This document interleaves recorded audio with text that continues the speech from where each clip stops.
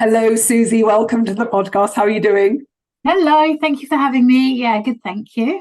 Good. Well, you are a declutter coach, and you got in touch because there's a lot of stuff that we do that's very, very similar, and we thought it'd be a really good opportunity to have a chat and really kind of compare notes, maybe more than anything, but also share with people how the overlap between the emotional, what I call head trash, and maybe what some people might think of as clutter, i.e., potentially in their home, but actually that kind of exists in all the ways, as we've just been quickly chatting before pressing record. So before we go any further, would you mind just introducing yourself so everyone knows a little bit more about you? Yeah, absolutely. So yeah, I'm Susie, a declutter coach. So I work with people quite holistically across physical, mental, and emotional clutter. Usually it's kind of mums or women that feel they've kind of lost that sense of purpose and just put pieces back together of themselves by decluttering their home and mind. So this is a very interesting area because I this is an area that I work a lot with people in, but in obviously I let go, I'm focused on the head trash, the stuff that's mainly in the head. But one thing I've observed a lot, and I was just sharing with you before we came on, that I've got a client that I'm working with at the moment, and we're working on how she's got to let go of aspects of herself in order to become a mother. And so you just touched on mothers. And so we did a big clearance, a head trash clearance on letting go. And then she ended up telling me like a week later or 2 weeks later, she had to cancel a session because she was so busy, caught up in the mission that she'd started, which was clearing out her house. And that wasn't what we worked on, but it was that sense that she was holding on, holding on to stuff and not letting go. And once we cleared the resistance, she was able to just freely let go of things that were getting in her way. So talk to me a little bit, Susie, about what are the different ways that you come across the different types of clutter that people have that are cluttering their life and getting in the way of them feeling, I don't know, liberated and light and a bit more sort of flexible and free to enjoy life. Yeah, and as you say, it's so interlinked. And I think that sometimes, it's the physical clutter that people notice more often. It's kind of what's right in front of them. So yeah, there's that aspect. And then, mentally, it could be feeling overwhelmed with a to-do list as long as your arm and never getting anywhere and feeling pulled in all directions. And then I think emotionally, people come with feeling like something slightly out of alignment, they're a bit anxious in certain situations, or just feeling like there's emotion there that can't come up, or they're kind of over triggered, I suppose, in different situations. So people tend to come with one of those three presenting symptoms, if you like. And then as we start the work, it is all kind of interlinked. And as you say, kind of explorations mentally can spark a physical decluttering splurge or that kind of thing. Just as, if we're not feeling ourselves, we might go shopping to kind of retail therapy, that kind of thing. So it's fascinating how, it's what came first, I suppose, is what I try and get to. Yeah, well, it's interesting, isn't it, the retail therapy thing? And I always feel like there's something fundamentally a bit dicey with going shopping as a form of therapy, because it feels like you're kind of looking to something that's not really going to heal what's going on, and that you're maybe going to add to the problem potentially rather than actually solve the problem, even though the short-term hit does feel quite satisfying, getting home with the bags and the new outfit, whatever it might be. But actually I sense there's more going on there. What are your thoughts on that? Yeah, exactly. And I think sometimes, you go through different stages of your life, and this is something I recently listened to on I think it was a webinar or something, but kind of 0 to 20, you're kind of in that home environment, and your bedroom is kind of your only place, and your experiences are very linked with your family and schooling. You move from that stage of life to kind of between 20 to 40, and it's kind of an accumulation stage where we solve problems by buying things. And retail therapy is kind of feeding into that feel better about yourself by spending some money on something. And then the next stage from kind of 40 onwards is where we try and simplify and cut the bits out that aren't really serving us. But I think, retail therapy in that middle stage it can be dangerous. Like you say, it kind of adds to that problem, and it reinforces the need to spend money to solve problems. So not always the healthiest approach. Yeah, especially when you need a bigger house to fit the stuff, or now Yeah. some fancy storage solution to manage all the stuff that you now have. And Yeah. that can really become quite an expensive habit when you think about upscaling your house, for example. Yeah, and there's a kind of topic I like to write or talk on, which I call is the myth of storage. And I equate kind of storage with unresolved decisions, perhaps, or unprocessed traumas that we just want to pack away and either not deal with because we don't know what to do with it, or it's too painful, or we don't want to let go of whatever the thing is that we're packing away. So yeah, there's a lot there as well, I think. So talk to me a little bit more about that, because that sounds very interesting, how you might maybe look at the stuff that you have in the house, maybe your garage full of stuff, and how that might be representing potentially unresolved trauma. Talk a little bit more about that. Yeah, so I think when something difficult happens to us and, we're not helped through that at the time, or perhaps it's just, it's too big, or you have other responsibilities and you can't process everything at that moment. Obviously, for protection, our brains kind of package it away and put it somewhere in our minds that we don't forget, but it comes through in strange ways sometimes, I guess. We all kind of know what that feels like to some extent, but with the kind of link to the clutter and the stuff, I think we do a similar thing when we're not quite sure what to do with something, or it reminds us of a person or a time in our lives that we want to hold on to for good reason, but we kind of don't need to keep the stuff. If there are obviously other kind of strategies and things, but I guess inherently we want to hold on to that memory or that person, or it's coming from the kind of sustainability aspect, and we don't want to throw things away. We might need it one day, that kind of feeling, but it's all kind of linked to the similar unprocessing thing, or the need we have to process things and work through. So yeah, that physical representation of the thing that we want to hold on to, or the thing that we don't want to acknowledge, maybe it's because someone has passed away, or it was a childhood memory that you want to hold. Yeah, it can be difficult to process that physical stuff. I remember when I was early on in my head trash clearance journey, when I was the kind of person that would have lots of stock of something, because I had this deep wound of scarcity and running out. So I would always have 6 tubes of toothpaste just in case I ran out, whatever, like multiple packets of everything. And obviously that took up a lot of space in the cupboards, like bathroom things would just fall onto my head as I opened up, shoving it in. And when I started working on this wound, I did a lot of work around just, my fear of scarcity. And it was incredible. The week after I did that, we ran out of butter, which is just I never ran out. I mean, butter's like an essential, how could you run out of butter? And it's like, oh my God, how has this happened? How has this possibly happened? And then I realized, oh, wow, I've just kind of healed that part of me that meant, hey, you know what? There's a convenience store 200 meters down the road. This is not a problem. I can just go out and get the butter. But my goodness, for many years, I would have had multiple packs in stock. Now I live in a village and I can't do that.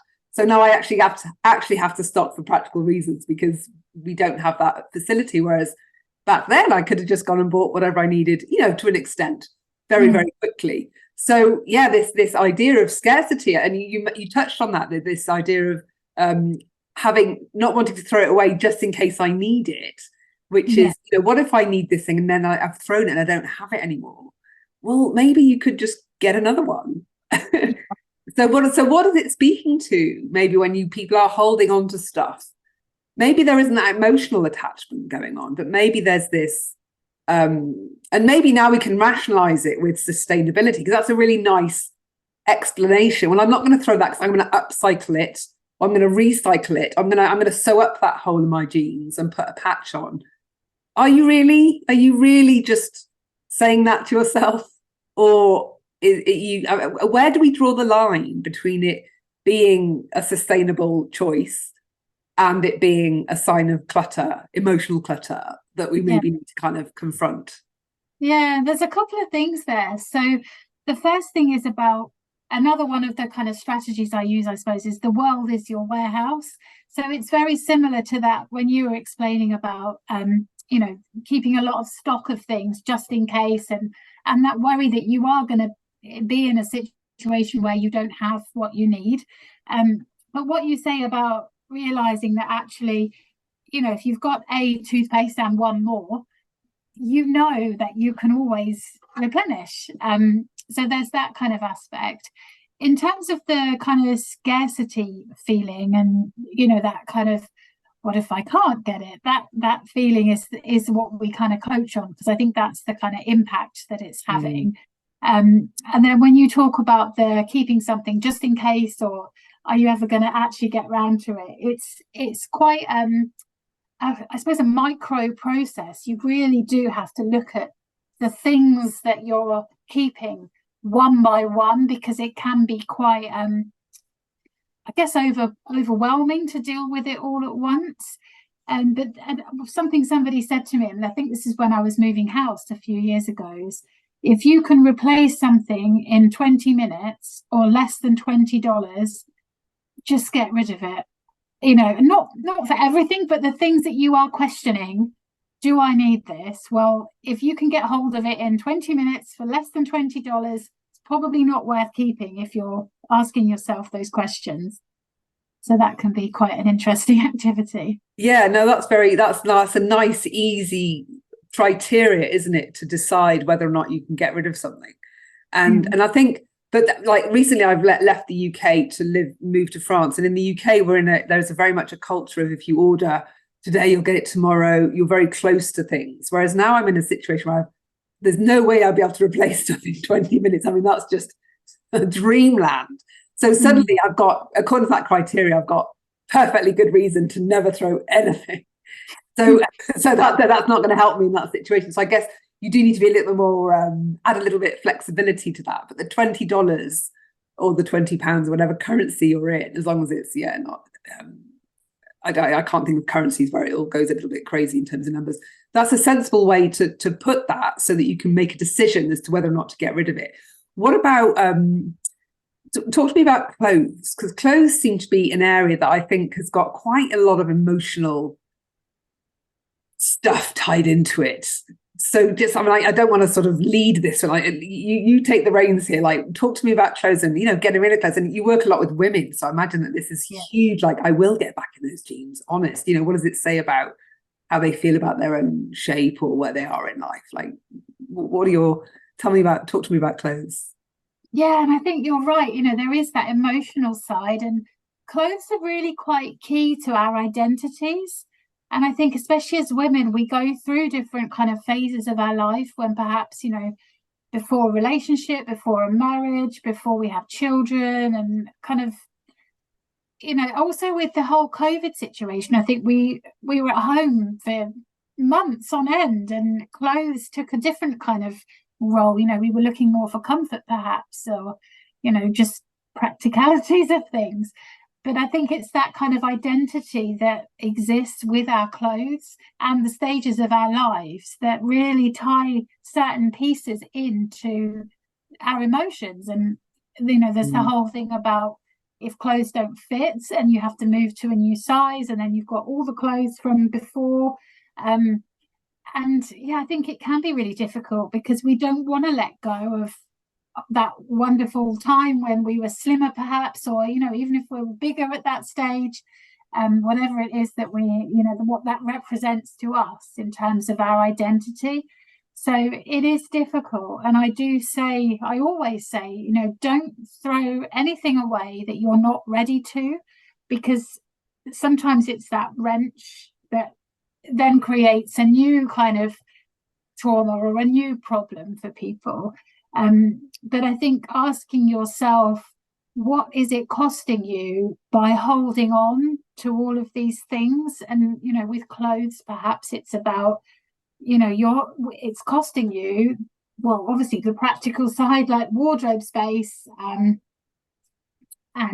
space in general, and perhaps something deeper in terms of, well, I'm holding on to that identity. And actually, is that really serving me, or is it holding me back from creating a new identity that I want to kind of step into.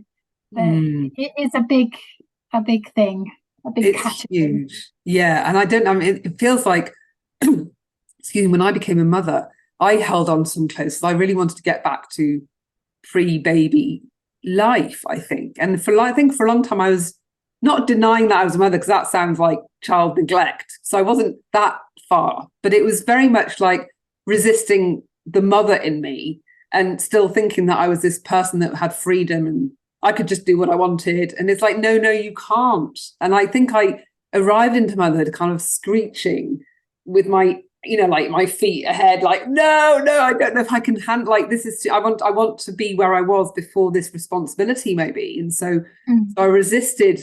And so I think a lot of that was tied into the clothes that I had, and me then getting rid of them was a definite part on my part going, okay, I am saying goodbye to this part. And that's a really tough ask, actually, to kind of admit to saying goodbye to a chapter of your life.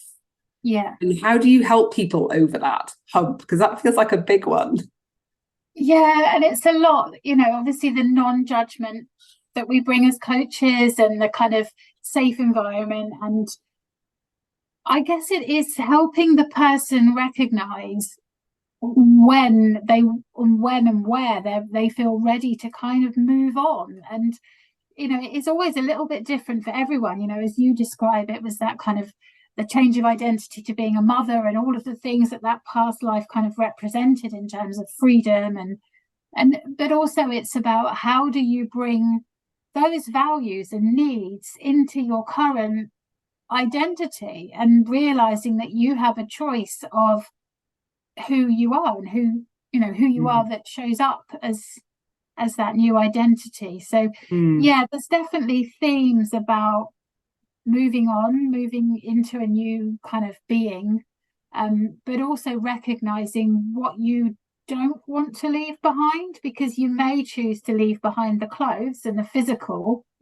but I want to bring that healthiness that I had. I want to bring that sense of freedom and all the kind of the things that you don't want to leave behind, and how can you make that in your new way of being. But just never going too fast for people, emotionally takes a bit longer to catch up. Yeah. And I'm just wondering whether the in the work that you do, whether you find that this decluttering or the holding on, whether it could be stuff, but whether or not that also shows up as weight on the body. Is that something that you come across? Yeah, absolutely. So I think it does manifest in so many different ways, and weight and health and mental health as well as physical health, and aches and pains. And I also see it showing up a lot in kind of anxiety and depression, because it's like your body knows something's not quite right, so it's kind of trying to send you these messages.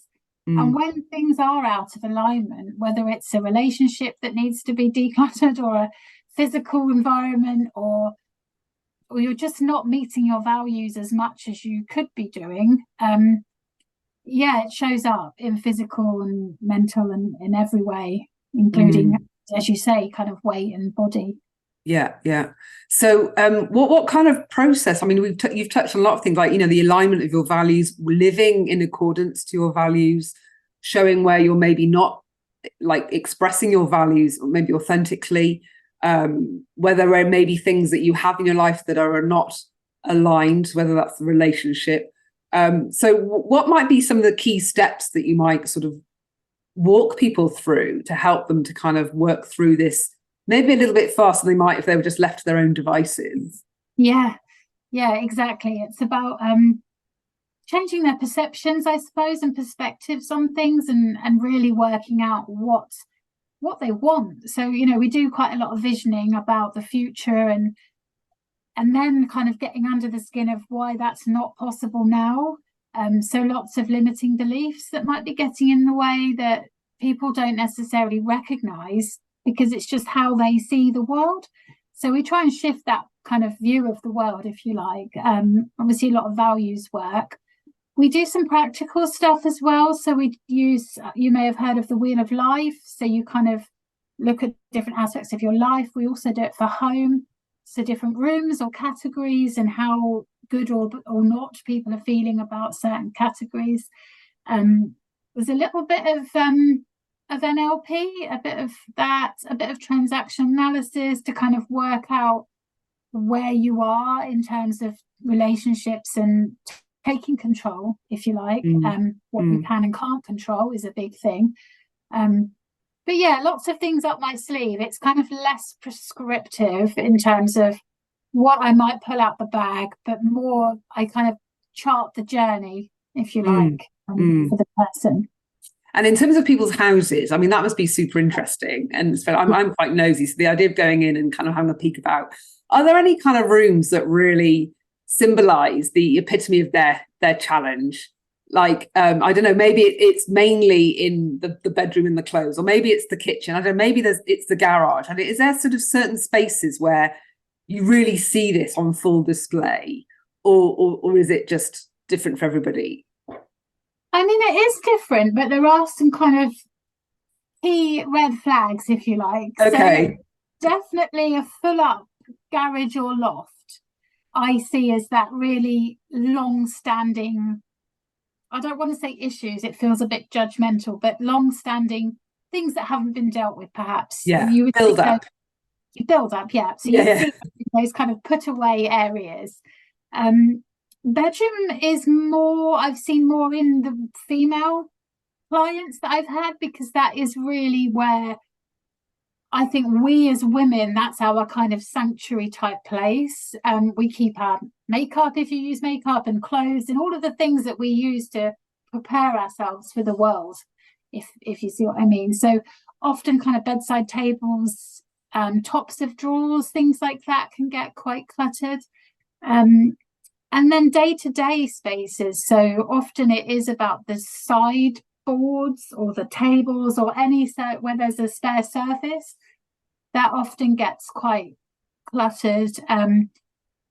But in terms of, that's more of an amber flag, if you like, because that's more of a day-to-day, in the moment kind of clutter rather than a deep-seated. And it's less about you as it's less effective onto your identity, as a bedroom would be much more kind of emotional side of things. So yeah, they kind of different areas of the home represent, to me anyway, and where I might see things showing up for people. So what about guys? Have they got any red flag areas that are kind of, are they also with the bedroom and the clothes, or do they find that they've got different red flags going on for them? I mean, it's definitely a different kind of clutter, I would say. I think that tends to be more in the moment stuff, as well as garage and loft, obviously, as you know, as we are humans. I mean, a lot of guys find their office spaces get quite cluttered if they work at home, and it's about balancing that work and home, which I think as females we've kind of been doing for longer.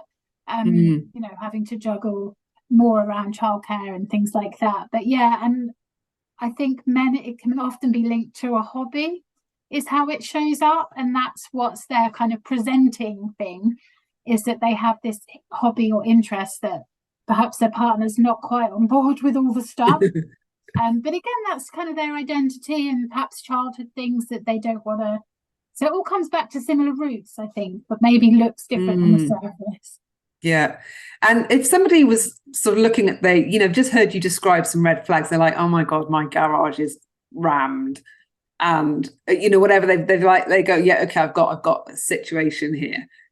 What kind of time frame can they expect to kind of get to the root of this? And I know that you're going to say it depends, but if somebody was like really committed, they're like, I've really got to sort this out, and I'm going to go all in. Like what could they expect to be able to kind of get to the root of some of this for them? My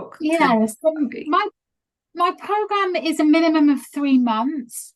So during that time, you would go through the full kind of steps of the journey of trying to work out, the root of the cause and what you might like to have instead. We also kickstart the physical side, which again depends on how much stuff they have. But in terms of actually really getting that motivation, getting the energy, getting the understanding, deciding what they want it to be instead. It can be done in, I would probably say, the 3 months. Some stretch it to 6 because they've obviously got other bits going on in life. But yeah, okay, so that's fairly that's a positive.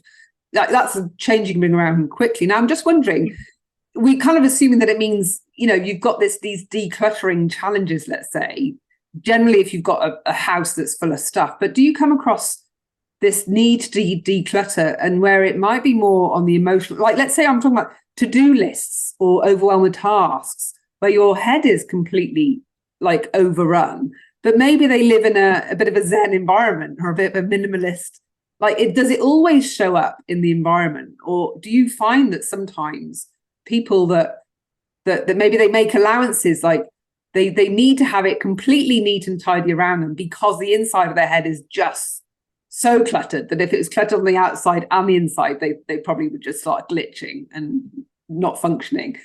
Do you ever see anything like that, or is it always backed up by clutter in the environment? In my experience, there's always the physical clutter element, but it may not just be, it may not all be out. You know, they might live in a very, like you say, Zen and minimalist environment, but they may have hired a storage unit, or they may have the stuff in the loft, or stuff still at their parents, or that kind of thing. But yeah, I haven't come across it yet where it's not reflected at all. It may just be a messy desk, you know, it may not be to the extent of, say, a hoarder kind of experience, but there may be something going on as well. Yeah, where you open the cupboard and it all just falls on your face. Like, quick, look it away. As long as I can't see it, I don't have to think about it. Exactly. That kind of thing. Yeah. And what about it? I'm just wondering whether, you know, there's so many memes that you see going around on social media about, oh, well, if you've got a really unmessy desk and you're cluttered, it means you're super intelligent. And actually, it's not a problem at all.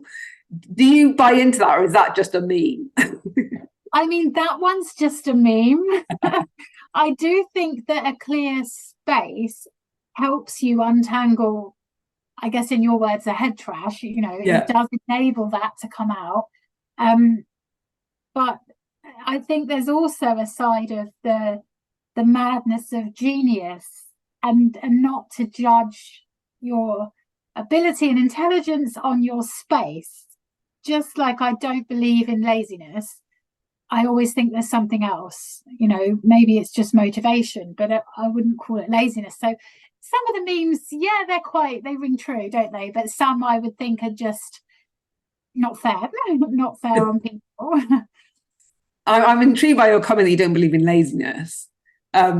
What just explain that a little bit more to me, because I'm curious as to what you mean.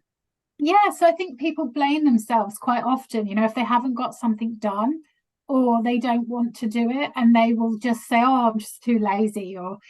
But I always think underneath the perceived laziness, there's a need there. And is it a need for rest? Is it a need for compassion? Is it a need for help? Like, or maybe they just plain don't want to do it and can't summon up that, you know, motivation. Or it could be disability, it could be neurodiversity, it could be something else going on. I think there's always a reason to give yourself grace. Be kind.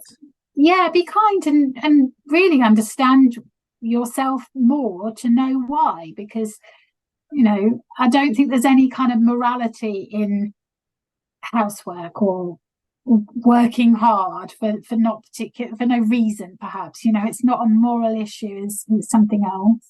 As I think laziness kind of implies there's a morality there. Like, well, it kind of comes with judgment, doesn't it? Because we kind of think of lazy as being bad, whereas lazy could actually be a good, like, well, I think of myself as being lazy, but in terms of, it means I don't want to waste time doing things that are unnecessary. So I'm always going to find the shortcut. So if I can find a quick way to do it, it's because actually, and I'm inherently lazy, I don't want to take the long way. So I'm always looking for shortcuts. And I think that's a good thing, to be lazy. I've persuaded myself at least that that's actually a good thing, to be lazy in that way. And I choose to be lazy about certain things. So I'm mindful with my laziness. So I kind of, Yeah, so for me, I don't think of laziness as being a bad thing, or it's not a good thing either, but it's something that you can use in balance, just like you use salt sensibly. You don't go crazy with it. You don't put too much, but you need some of it. So I think a minimum amount of laziness is actually quite important, because maybe isn't that to do with self-care, what you just talked about, the compassion, not overloading yourself as too many things to do and getting overwhelmed and exhausted and burnout and blah blah blah blah.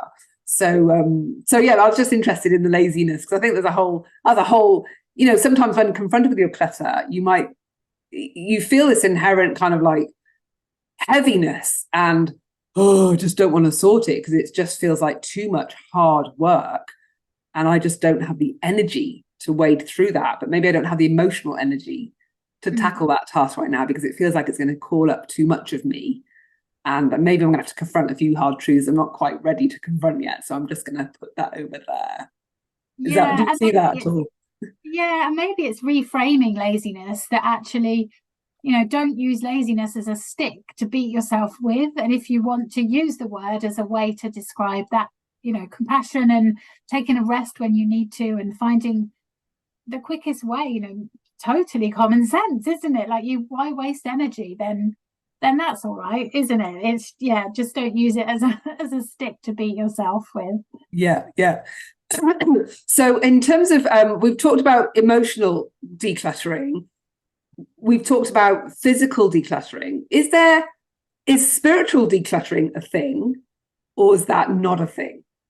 Does that feature on your landscape at all? So I suppose my relationship with spirituality is that it kind of shows up for me in terms of values, I think. Okay. I don't see it necessarily as a separate thing to declutter. And do you mean all of the stuff that's out there? How do you wade through what's right and wrong? Well, I guess I guess there's an element of, with people now, when I think about spirituality, for me, spirituality is about really connecting to a better version of yourself. And so some kind of bring in, ideas of God and religion, or speaking to their guides, or that part of it. And that might be part of what spirituality means to some people. But I guess spirituality for me is about constantly improving myself to where I was yesterday. And maybe that means I'm going to start having faith and tapping into faith. And maybe it means I'm going to start having some spiritual gifts, or maybe, but that doesn't necessarily define the spiritual experience for me.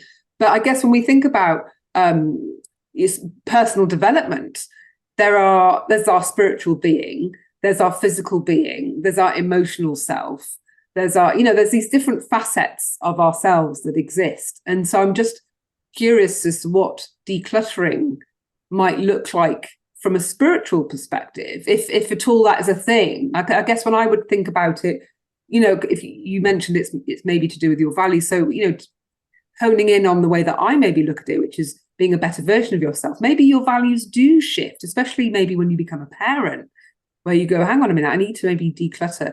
Actually being free and having that liberation that I had as a single person, that might be great then, but actually it doesn't fit my life anymore. The need to go and sort of go traveling with a backpack, maybe with kids, isn't going to kind of work in the same way. So maybe I need to just let that value go, or tone it down. And so maybe there's a bit of recalibration going on with your value set, in terms of recognizing this is what's really important to me now. That was, and I'm just going to dial that one down. Doesn't mean I don't find it important. And I'm now going to consciously dial this one up, or adopt this one, because and maybe now the sustainable piece is now landing on people's desks a bit more, and they're like, okay, this is going to be more meaningful to me. So I'm just wondering what are your thoughts on that angle with it all? Yeah, and I think it's quite an overarching concept in many ways. So like I said about the values and letting go of what's not serving you, whether that's spirituality aspects or the things that you're doing that you maybe don't always question because you've always done them or you've always thought them. So I hadn't considered it kind of separately. And I think when we work through the wheel of life together, I think if it's something somebody wants to bring, then it often shows up on there. And I guess we work with it as we work with other things. So, what's working what's not working and how they would see that being improved, and then allow the person to kind of talk about what's going well and what's not really. Yeah. And then letting go of habits, because I know that with some of the spiritual teachers or people that are kind of very prolific and vocal on spiritual topics will be talking about things like, well, you need to sort of be kinder to your body, got to stop doing caffeine, and maybe doing like letting go of habits that are really holding you back from maybe becoming the human being that you want to be. And so there's potentially a lot of decluttering of habits going on there, that some people might, becoming a vegetarian or vegan, or, stopping with the coffee and the dairy, whatever it might be, that's another way of letting go of things that will also mean you'll be letting go of toxins or things that may be keeping your vibration low, or whatever it is, but could also feel that will be cluttering your life, because these habits, like, got to have the coffee by 10 a.m. because otherwise I'm going to get my headache, got to have those that smoke need to go and get my fag break. These are these habits that fill your day, that take up time, that take up energy, that take up money, that will be slowing you down and maybe aren't aligned with your values. So I suspect there's a lot of habit dropping conversations going on with your work. Is that fair to say? Yes, it is. Yeah, we have a whole session on habits. And like you say, it's about what are the ones that are serving you, what's not serving you. And then,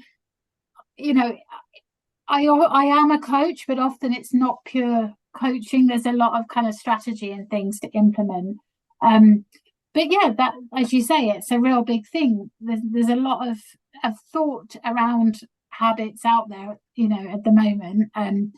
Things about, 1% changing every day will lead you further on, and you are the things that you do, and all of those kind of things. And it's actually harnessing the control that people have, because obviously there is minimal control over things other than yourself, and where you can control things, let's decide. Let's be, trying to think what the word is beginning with C that I'm trying to think of, but consistency, isn't it? Oh yeah. Be consistent and conscious about what we choose to do. Yeah. And instead of, you might just naturally mindlessly scroll in the evening on your phone, or just watch rubbish on TV, but actually maybe that's for a need for rest. But can you meet your need for rest in a nicer, more healthy, productive, better kind of way for yourself? So it does feel like a little bit of a life overhaul, actually. And I'm just wondering, with going back to traumas, because I do love talking about traumas, whether there are any the thing with traumas is we often don't know what kind of traumas we've got that we need to let go of or process or resolve. We're quite blind in many respects when it comes to traumas. I'm just wondering, with the work that you've done, whether there are any signs of certain types of traumas where you go, oh, if I see this going on, it's usually this kind of thing. Or if I see that, then I know to kind of ask questions around this area, because it's usually to do with that. Do you come across anything like that, where you see the signs of a certain type of trauma that is quite indicative, which gives you the insight to be able to probe in a certain area and uncover something for somebody? Yeah, and it's often not the actual event of the trauma, but it's the impact and what's kind of left behind. So a lot of people will say, oh, I just want my home to be nice, so if people drop round, I can just invite them in and feel comfortable. And yes, although on a practical level, you understand that if your house looks nicer, you're going to feel more hospitable, perhaps. But I think there's a lot there in terms of that shame feeling and the worry of being yourself, when maybe you'd rather be in control of what people see of you. So, that could be around trauma to the person, rather than witnessing something. But it's all of the feelings that are kind of left that we don't necessarily, like you say, we don't know that they're there, but they show up in kind of different ways. So often if people say, oh, I don't want to have people around, or there's something about shame perhaps, or exposing themselves. If there's a lot, like you talked about scarcity earlier, so I think sometimes when people surround themselves with stuff, it's often a fear of being perhaps being in poverty or not being able to get what they need from a certain situation. So whether that is about love or stuff, it could be either.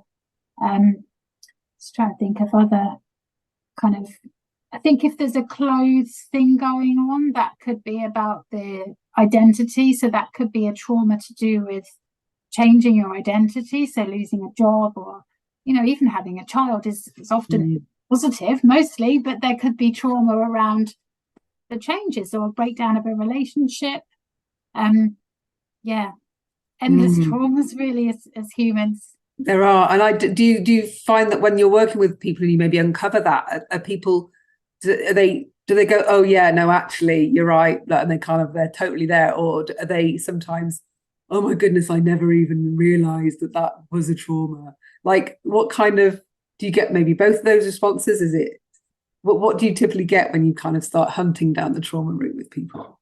It is a bit of both, and I do think there's often quite a lot of emotional release at the moment that they kind of realize what it's left them with, whether that's a limiting belief that they don't deserve something, whether it's a feeling of never being good enough, or the shame of things that have happened. But I do think sometimes it can be even harder when they don't quite want to acknowledge or can't quite acknowledge that actually there's something deeper. So they might feel quite defensive, or they might come across as, no, I'm absolutely fine living in my hoarding mess, or whatever it is that's going on. They think they just want help to move stuff on, or get a skip, or whatever it might be. They don't know. And that can be quite hard to really sensitively break down some of those walls. So we do quite a lot of work around feelings and emotions, and maybe it's about connecting in with where it sits in your body, and taking that step back to kind of, let's see what feelings are going on, and that can be a way in as well to help people. Well, brilliant, lots of food for thought there. Well, thank you so much, Susie, for sharing all of this today. I think there's going to be lots of food for thought, that those that maybe spot a bedside table that's got clutter or desks. And I'm just thinking, I hope my table behind me doesn't look too cluttered for this chat that we've had today. Where can people find you if they want to find out more about your work and your 3-month program for decluttering their lives? Yeah, and thanks for having me. It's been great to talk to you. So I have a website, which is spaceforliving.co.uk. I'm on Instagram and Facebook, also A Space for Living. And I also have a Facebook group. So if people want to join a really lovely supportive environment to kind of just get tips, and maybe not ready to jump into a program, but just want to see what might help them day to day, then that's a lovely place. Okay, well, I'll have all the links in the show notes for this episode and below the video if you're watching on YouTube. So thank you, Susie, for joining me today. It's been fabulous.